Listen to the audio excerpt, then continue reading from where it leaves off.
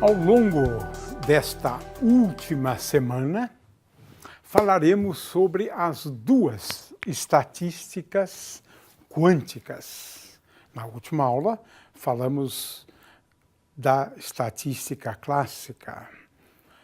Muito bem, vamos, nesta aula 13, falar da estatística de Bose e Einstein e aplicar esses conceitos no estudo de um gás de fótons. E seremos remetidos de novo à questão da radiação do corpo negro, mas por uma outra via agora, totalmente diferente, né? Muito bem, aqui estão os dois senhores, né, que propuseram essa estatística quântica, a qual se aplica a partículas, na realidade, se aplica a partículas bosônicas, partículas com spin 1, como é o caso do fóton.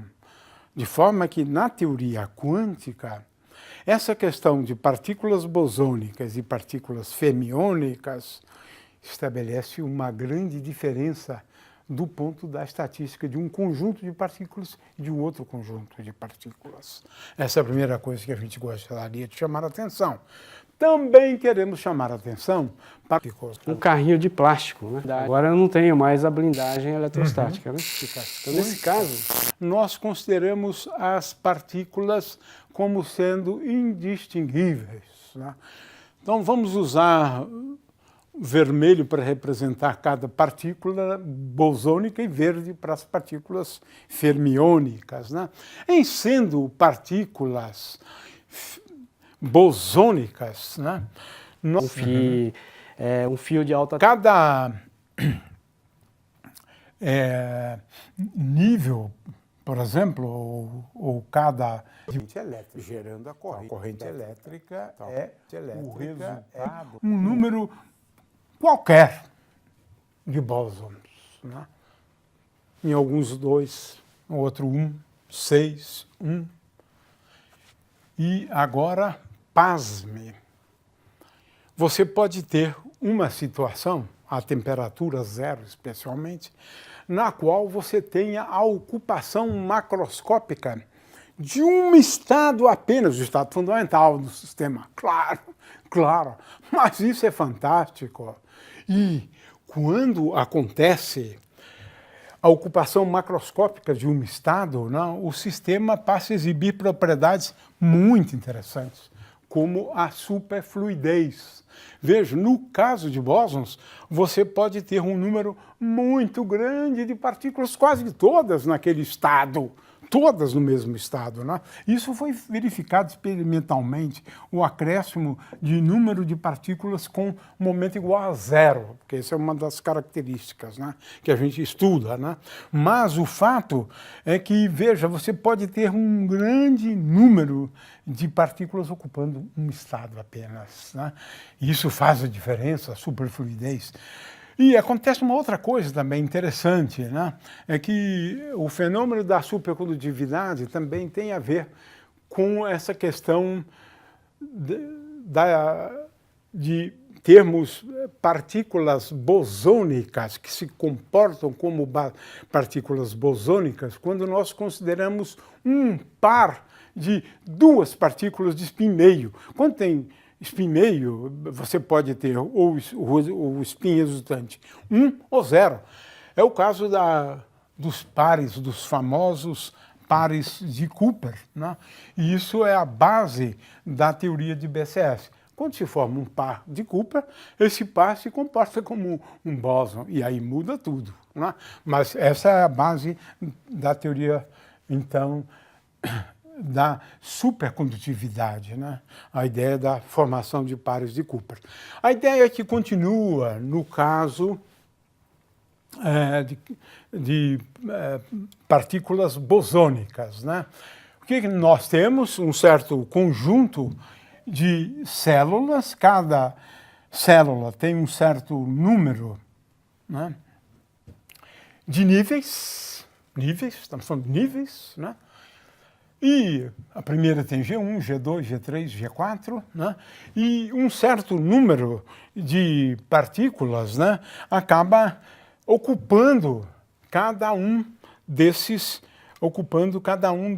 níveis. Então, eu posso ter N1 partículas, aqui no caso 5, ocupando o nível 1, N2 partículas ocupando o nível 2, N3 partículas. Então, veja só, aqui nós estamos, então, falando de células. Cada célula tem um certo número de níveis, né? E a questão é como é que a gente pode distribuir NI partículas numa célula que contém GI níveis. É o mesmo problema que a gente tinha no caso da estatística clássica, mas a contagem aqui é um pouco diferente, né? O fato é que o nosso problema é esse, quantos, né? O terceiro nível pode ser que não tenha nenhuma partícula. O quarto nível tem 4 partículas, o quinto nível tem uma partícula apenas, né? E assim por diante. Tá?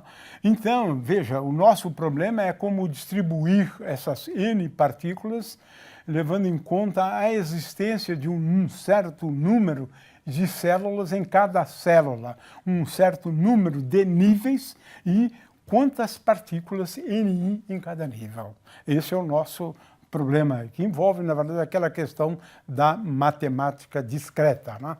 Então, o número de estados aqui, quando eu considerar, né, uma célula em particular, na qual nós temos NI partículas e GI níveis, né?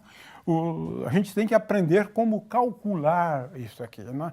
São umas formas distintas que eu posso, na verdade, colocar essas NI partículas distribuídas ao longo de GI níveis. Esse é o problema que nós temos, mas um número de formas distintas de distribuir essas NI partículas, e esse número que resulta dessa conta é o que nós chamamos de número de estados, né? Na iésima célula. Se bem que, cuidado, que a gente vai falar depois de número de estados acessíveis. Essa aqui é uma primeira contagem, né? Contagem de estados microscópicos, na verdade, né? É claro que a gente conta para uma célula, né, esse número, consideramos a célula como sendo um subsistema, subsistema 1, subsistema 2, né, de forma que esse número aqui é um produtório, o produto, né, desse número de estados em cada uma das células. A coisa é tão simples quanto isso, como nós já discutimos antes. É claro que eu começo definindo uma grandeza S, que depois vai ser entropia, mas isso não é exatamente entropia. Esse é o cuidado que precisa, na verdade, tomar. Eu começo com essa grandeza, né? Com SI igual a K vezes o logaritmo de ômega I para um subsistema, né?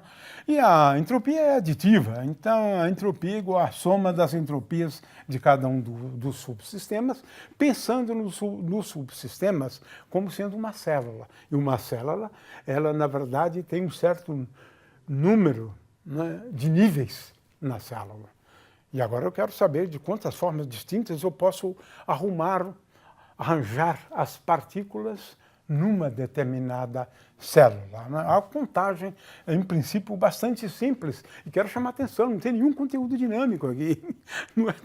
Não, é matemática discreta, permutações, combinações. Cuidado, cuidado. Porque muita gente acha que o negócio é só contar isso aqui, eu já tenho entropia. Redondamente enganados, né? Redondamente enganados. Mas eu começo por aqui, mas sem dúvida nenhuma. Eu começo com essa grandeza SI aqui. Muito bem. Agora, o problema é que eu vou calcular, na realidade, o que a gente chama de entropia. Na verdade, é o seguinte: eu pego essa função S e agora eu vou procurar maximizar a entropia, né? Levando em conta que o número total de partículas é N maiúsculo e que a energia total é E. Agora, veja só, em cada um em cada uma daquelas células, eu estou admitindo que tem energia que é a mesma, EI. Né? Então, a energia é NI, o número de ocupação, né, de cada um daqueles níveis, mas no caso aqui, NI vezes EI. Né? Então, é condicionado. Aí eu tenho que calcular, né, o mínimo da entropia, levando em conta agora os multiplicadores de Lagrange, que, na verdade, fixam a condição do número de níveis de ocupação igual a N, o número de partículas. E energia igual à soma de NI vezes EI.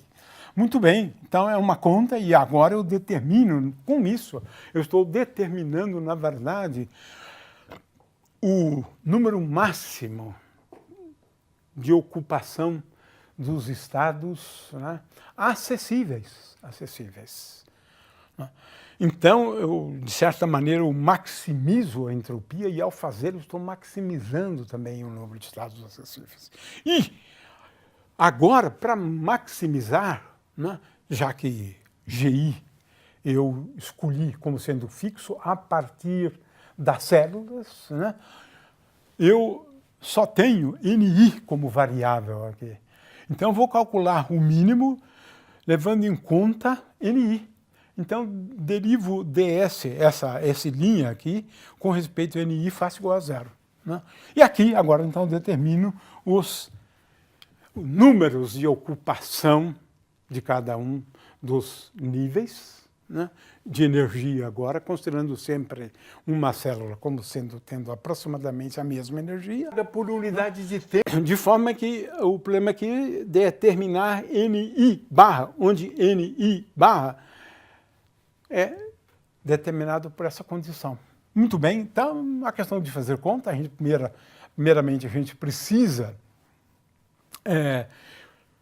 fazer aquela contagem de distribuição de N partículas. Você pode ter a situação quando não existem torques agindo sobre o corpo. Começar por uma célula só. Né? A ideia aqui é bem simples, né? Eu considero uma célula aqui, né? Eu tenho NI partículas, né, nessa célula. Então, como é que eu faço? Né? Eu tenho as células e o número de ocupação de cada um, né, desses GI níveis. Né? Veja, aqui eu tenho um nível com duas partículas ocupando esse nível. Aqui eu não tenho nenhuma partícula ocupando esse nível. Aqui eu tenho uma partícula ocupando esse nível. Aqui eu tenho 6 partículas ocupando esse nível. Então, como é que eu faço? Eu pego, em primeiro lugar, considero um nível, né, GI, né, e coloco aqui em evidência. Já uma primeira contagem. Agora, é um truque. Eu considero, né, o número de permutações de NI, né, números de ocupação e níveis, menos 1, porque eu já coloquei uma aqui em evidência. E esse número é igual a NI mais GI menos 1 fatorial. É um belo truque. Né? Eu considero agora o total de número NI de ocupações, né, e de níveis, né, menos 1, que eu já coloquei uma aqui, já considerei 1, e isso me dá o número de permutações de NI mais GI menos 1.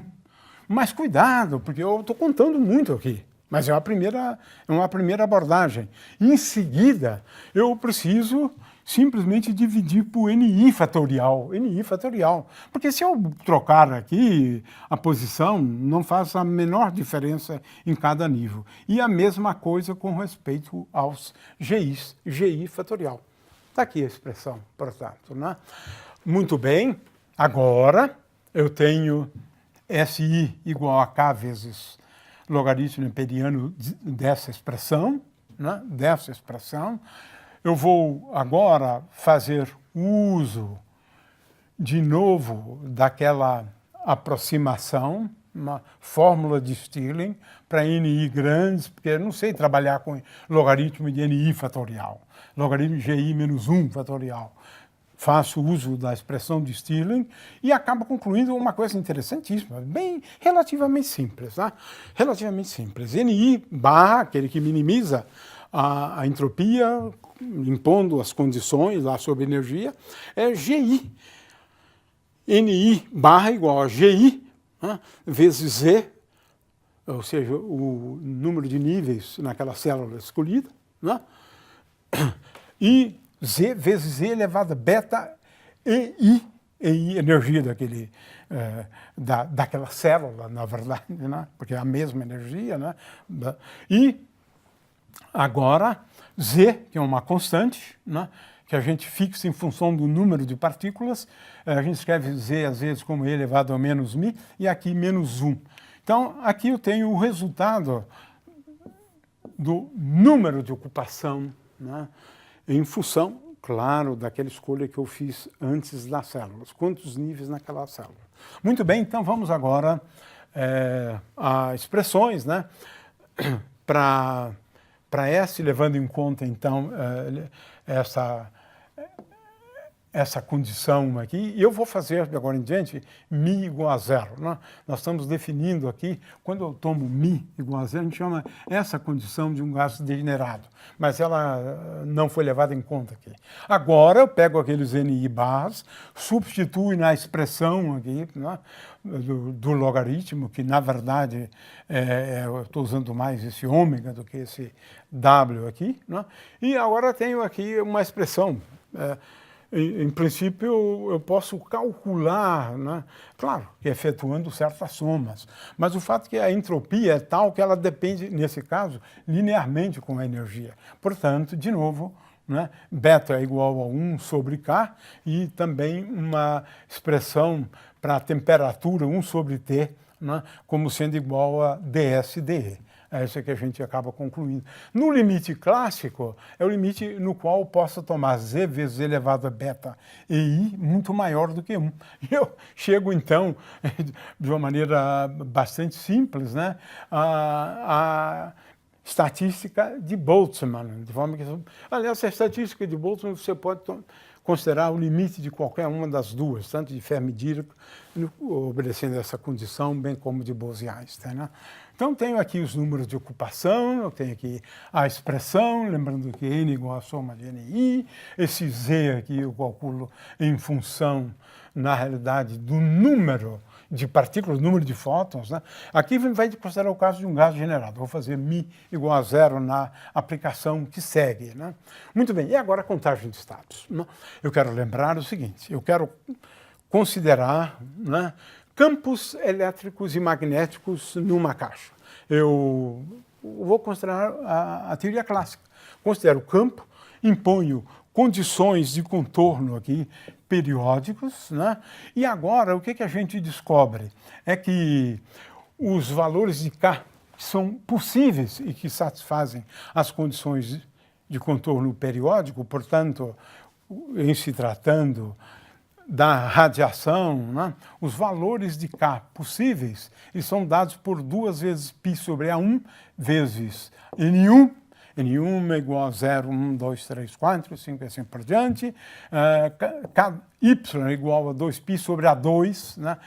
A1 é esse lado, A1 é esse lado, e A3 é uma caixa. Estou considerando radiação no interior dessa caixa aqui.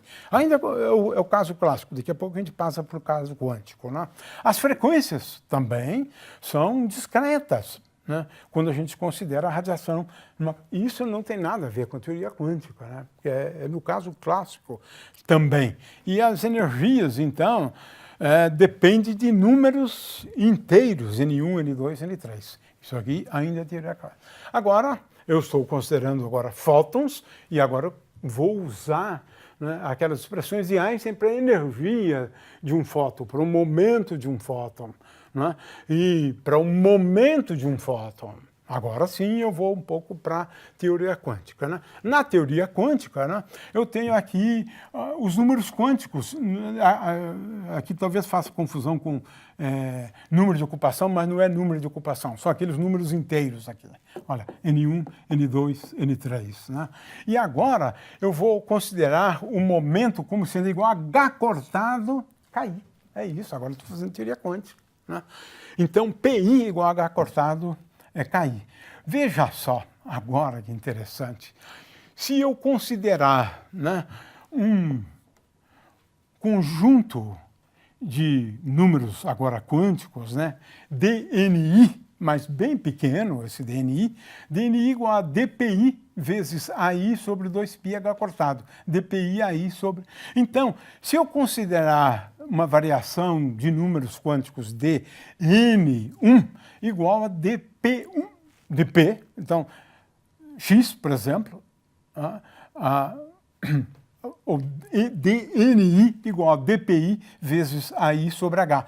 É interessante porque agora aparece naturalmente este H aqui. Então, o DG, né? Olha só, esse número de estados, né? Que é DN1 ou DNX vezes DNY vezes DNZ. Veja, agora estou contando um certo número de estados. Né? Estados entre NX e NX mais NX. Né?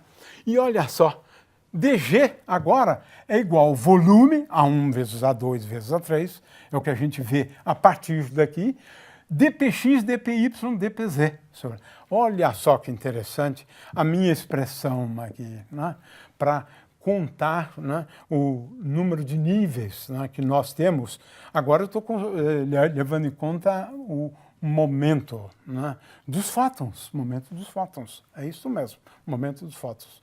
Então, veja, DG... Isso agora é uma situação que é parecida com o caso clássico. Mas no caso clássico eu usava dx, dy, dz. Não posso aqui, não posso. Porque no caso quântico eu não posso ter x e px bem definidos. Né? Mas olha só, aparece o volume aqui. E uma constante que tem a dimensão correta para a gente calcular esse número de níveis. Né? Muito bem. Que é um número adimensional. Né? Então, em resumo, dg sobre v é igual a dpx, dpy, dpz dividido por h ao cubo. É claro que eu posso tanto levar em conta a situação para se quanto o movimentar, módulo do momento. Nesse caso, dpx, dpz, dpz é igual a dpp ao quadrado seno θ d θ d φ, integrando eu obtenho 4. Então eu posso escrever isso aqui também em termos de p ao quadrado, de p ao quadrado. Isso aqui, na verdade, é de p dp, né? P ao quadrado, né? E assim por diante. O fato é que agora eu tenho eu posso considerar agora a densidade de estados, né, no espaço dos momentos. Né? Como é que eu faço? Eu tenho um V lá, coloco V aqui embaixo, então isso aqui é o número de ocupação, né, em relação à energia E de P, né, E de P, mas agora dividido pelo volume, porque não, é bom se lembrar daquele volume que está aqui, o volume, né? É sempre bom lembrar. Então, eu tenho aqui a função de distribuição, né? E nessa contagem, na realidade, eu precisaria de levar em conta o spin, né? De forma que agora aqui você tem um S, né? Esse S tem a ver com o grau de liberdade do spin do fóton. O fóton tem spin 3, mas como ele tem massa zero, eu preciso levar em conta esse S aqui é igual a 2, né? É igual a 2. O fato é que eu agora tenho uma nova função de distribuição, né? Uma nova função de distribuição. Agora, em termos do módulo, f de p e t. É claro que aqui eu posso calcular, né, o número, né, de ocupação, levando em conta a energia, que é E de P, mas, na verdade, é o número de fótons que tem o momento em módulo entre P e P mais dP. E esta é a expressão a qual a gente chega. É diferente, né, do caso, claro, da estatística de Boltzmann. Né? E agora, a gente pode escrever várias expressões. Né? Eu posso considerar a distribuição o número de fótons como aumento entre P e P mais EP em módulo. Posso considerar componentes Px, Py e Pz. E posso considerar energia. Por quê? A energia agora é tal que P, a que está aqui em cima, é igual a E sobre C. Fórmula de Einstein. A energia de um fóton é P vezes C. Então eu posso encontrar a distribuição, o número de fótons com energia entre E mais DE. Aqui tem a expressão. Obtive a partir daqui, claro, levando em conta esta relação aqui. E o que é mais importante, na verdade, é levando em conta a frequência. Olha só, na teoria quântica, a gente visualiza depois o campo no interior, né? No interior da teoria quântica, né? Correta, como proposto por Einstein, né? Eu tenho aqui uma distribuição do número de partículas, né, cuja frequência está no intervalo entre Ni e Ni mais Dni, num certo intervalozinho de frequências, né? Isso, então, nos remete, claro, à questão da radiação de corpo negro. Mas, agora, a coisa...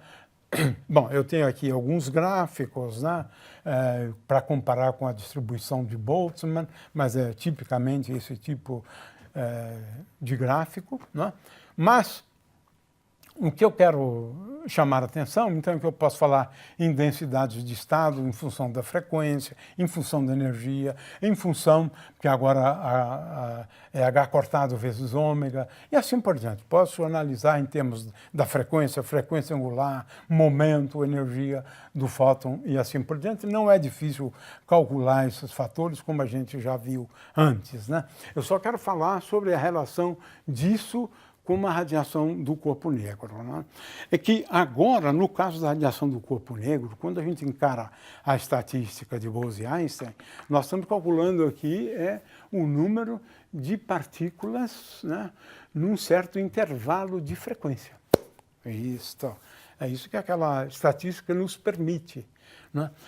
Então, agora eu vou calcular uma grandeza física, que é a densidade de energia, né? Porque eu tenho lá atrás o número de fótons por unidade de volume, né? Então, eu tenho lá o número de fótons por unidade de volume, e agora eu sei a energia dos fótons, é igual a Hν. Então, esse dN que eu calculei antes como função da frequência e da temperatura vezes Hν, vai me dar, né, a densidade de energia, né, quando eu considero um certo intervalo de frequências.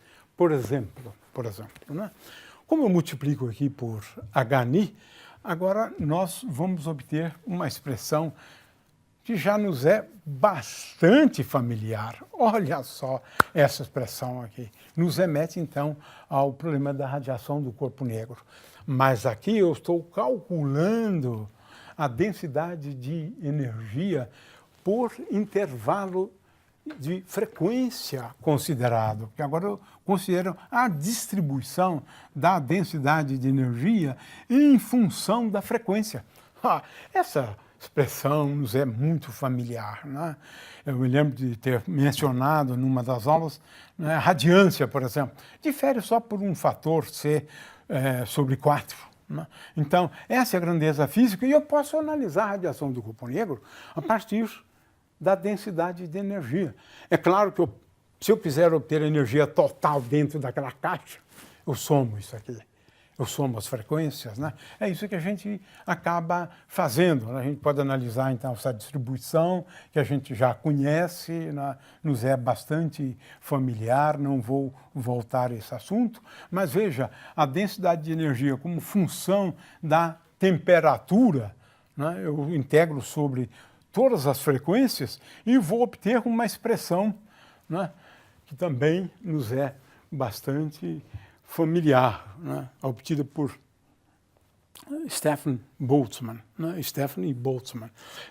O fato é que essa densidade de energia, ela cresce com a quarta potência da temperatura. Veja que ela é semelhante à radiância total, né?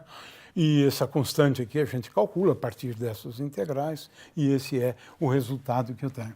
É claro que aqui eu tenho também, eu poderia considerar, né, outras questões, como a distribuição de fonos, calor específico, né? Mas a gente vai deixar isso aí para a apostila, porque eu acho que a aula já avançou um pouco, e com isso, então, encerramos, deixando outras questões relevantes, né, envolvendo a estatística de Bose e Einstein para o texto.